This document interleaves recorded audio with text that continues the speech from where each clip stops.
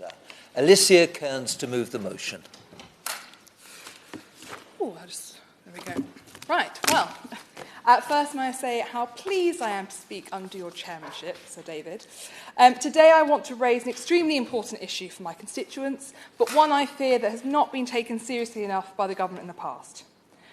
To many in the UK, when I speak of rural crime, they probably think of fly tipping, and at a push, joyriding of farm equipment by young people.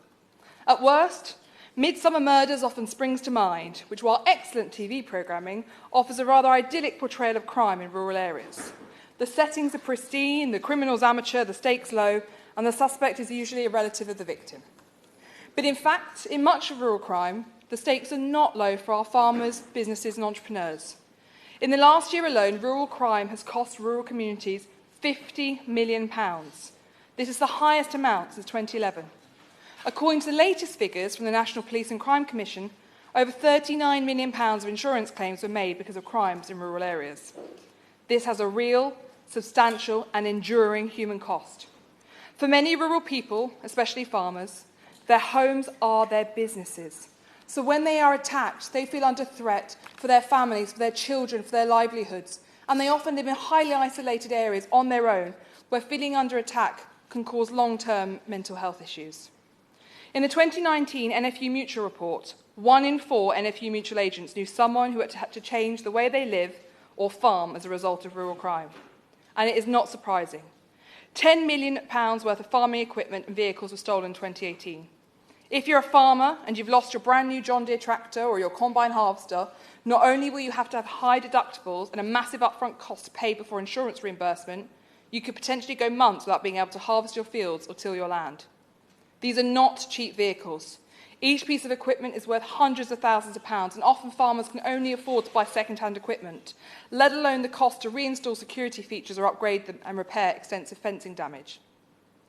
This also has a long and intense effect on mental health. Many rural people feel particularly vulnerable because the emergency services can be a way off. Rurality means they feel more alone, and this is not good for mental health outcomes. This is why 81% of farmers under 40 consider mental health to be the biggest hidden issue that they face, according to a recent survey. When the costs of this substantial, you can bet that it isn't the work of amateur criminals, and the government knows this. The CPS states that rural organised crime is often linked to organised crime groups who target and exploit rural communities across a range of crime types. For example, organised plant theft, livestock theft, burglaries, targeting firearms, poaching and hair coursing.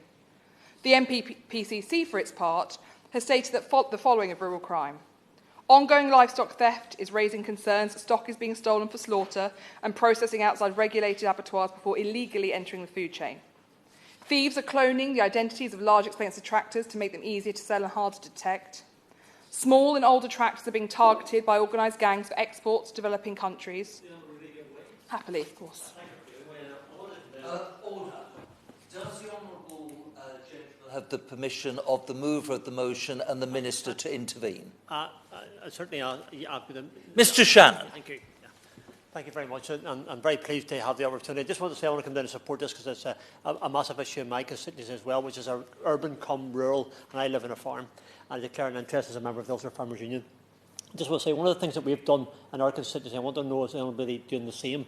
The police and the local, in your case the National Farmers Union, in my case the Ulster Farmers Union, are doing an identification on vehicles and traders, on machinery, and thereby they're able to trace where they go, and they've been very, very active. Some of the stuff that's been stolen in my constituency has ended up in the Republic of Ireland. Has that been done in the Honourable Lady's constituency?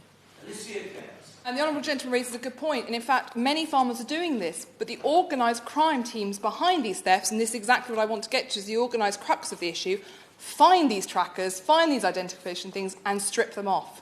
And this shows that it is not opportunistic opportunities by those driving past who happen to see a highly expensive piece of kit they can nick. These are organised crime units that should be considered in the way that we look at counter-terrorism groups, in the way that we look at county lines, child sexual exploitation, learning from these things. Now, one of my constituents found that his tractor, having started the night in quiet Melton, managed to make it to the shores of Poland by the next morning. This is not the actions of small-scale groups, it is organised crime units. There is also the example of the farmer who, having left the farm to go to the post office, found his Land Rover being stripped for parts in broad daylight. His livestock trailer was also stolen, and its replacement was a couple months later also stolen, as thieves lay in wait, knowing that he would inevitably secure a new trailer. Large flocks are being raided, and a few years ago, animals were being killed to harvest particular organs for cuisine. We found over 900 sheep killed across a couple of counties in just a few months, with their organs being shipped abroad to feed particular international cuisines. Criminal attacks on our farmers, whether livestock or machinery, are targeted, professional and skilled. Now, because our farmers and our rural businesses know that the people who seek to steal from them are hardened criminals, the NPPC also says this: being watched or staked out is the biggest concern for people living in the countryside. That is unacceptable. Farmers feel under attack and businesses are losing millions every year. Before this debate, I was speaking to a representative of the NFU who had this to say: country people feel that they are under siege. Under siege. We have to take seriously the phraseology they are using, because they do not feel that there's local likely lads who are jumping up and taking opportunities. These are organised crime groups who will hurt them, seek them down, and often come armed when they come to steal from them. Now, why shouldn't they feel under siege? Rural crime is up 37% in Leicestershire, 74% in Kent, and in Buckinghamshire and Norfolk, crime has more than doubled. It is a crisis. My honourable friend give way. Very happily. Thank you. On that point, as a Buckinghamshire Member of Parliament for Aylesbury and the surrounding villages, does my honourable friend agree that actually fly tipping, which was mentioned right at the beginning of my honourable friend's speech, actually can be a very serious issue, because there are organised criminal gangs that bring virtually industrial amounts of waste from cities, frequently, in our case often from London. They dump it in the beautiful villages in the countryside, and it's then left to the local authorities in those areas to clean up, literally and figuratively. I thank my honourable friend. He's absolutely right. Fly tipping, to me, is the absolute rejection of personal responsibility and everything that the Conservatives stand for. Fly tipping is insidious and it is consistent with our communities, and you are right. It is happening on an organised level. Companies who do not want to have to pay to access fly tipping, or just can't be bothered, who repeatedly drop at the same sites, leaving farmers to pick up the price and councils to have to try and deal with it. Now, as yet, Mr Chair, I know too many constituents who do not believe these real and justified concerns are being taken seriously, in particular when farmers call the emergency services, where they are often dismissed. One farmer, having found his flock of sheep significantly depleted, was asked by the 111 service, "Are you sure you actually marked them all? Are you sure they haven't just wandered off or you've confused them with the other ones?" Another, who had agricultural equipment stolen, was told, "Are you sure your child hasn't taken it for a spin?" At best, crime in these areas are assumed to be the action of petty criminals. At worst, farmers to be fools. This response not only insults the intelligence of farmers and rural people, but completely ignores the steps that keep them and their livestock safe. Farmers invest in vehicle immobilisers and the latest CCTV technology, in drones, in remote tracking, 5-lever mortise locks on buildings and alarms and keyless fobs. Farmers will keep fuel tanks in secure compounds and use multiple padlocks to lock their equipment. This is still not enough.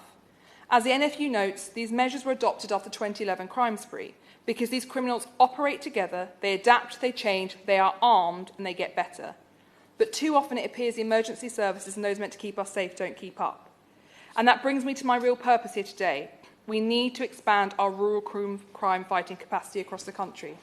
And that means investing not only in services, but in strategies and training that will allow our government and our public services to better address the unique needs of rural communities when it comes to organised crime. Because it is truly an organised crime, and we can bring together experts from counter-terrorism, from my field, from county lines, from child sex exploitation, and we should look at how these groups are operating, understand, do some real concerted research into how they operate, how they move together, how they are able to do things where they bring together local people and convince them or blackmail them to give them the information they need to allow them to undertake these crimes. Now, first and foremost, I stand today to call for a dedicated rural crime unit and strategy, either in the National Crime Agency, Home Office, or in a joint effort. This should incorporate the Plant and Agricultural National Intelligence Unit in some form or another, because of the data that it is able to bring to bear on this question. We also need to standardise policy approaches across the UK on rural crime, because responses could be inconsistent and patchy. The UK Border Agency should also review its role in tackling rural crime, and this should in fact be considered organised crime, because given that much of the proceeds of crime can end up in mainland Europe, or as we heard in mainland Ireland, which is obviously part of Europe, we must ensure that large machinery stolen on a Monday doesn't end up in the continent on a Tuesday morning. I would ask that 111 and 999 operators receive specific and improved training to ensure that complaints and reports of crime are taken seriously and acted on appropriately. I believe this is a small step that could do a big difference to our rural crime communities. In a similar vein, I do hope that the Home Office and police services will introduce better guidance to the relevant services so that investigations into these issues are treated with the utmost seriousness.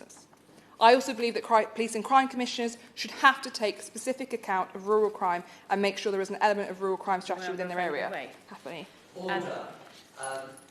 I don't wish to be pompous or pedantic, but it isn't in order to not have been here for the start of the debate and intervene.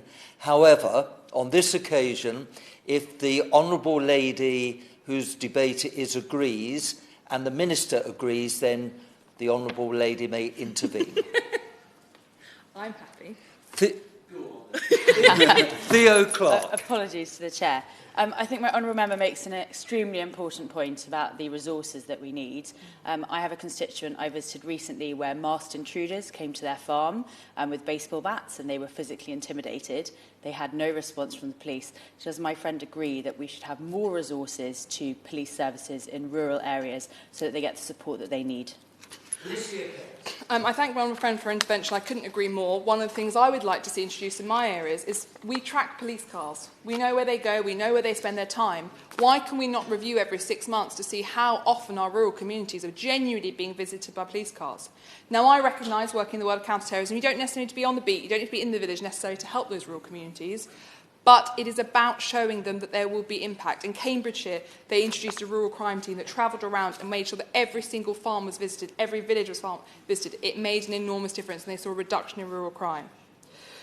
There should also be more work to address the impact on victims, particularly on the mental health of farmers, which I raised earlier. Many groups have been calling for improved services in this area, and this could include a dedicated mental health line for farmers. Organised rural crime has a huge negative impact on my constituency and on rural communities in every area of the UK. But like all crime, we can beat it by working together, by creating a strategy, responding to the needs of our constituents. We can stop the fear and start taking their concerns seriously. And I hope that the small but practical steps I've suggested might be feasible in the future, and I hope the Minister will agree.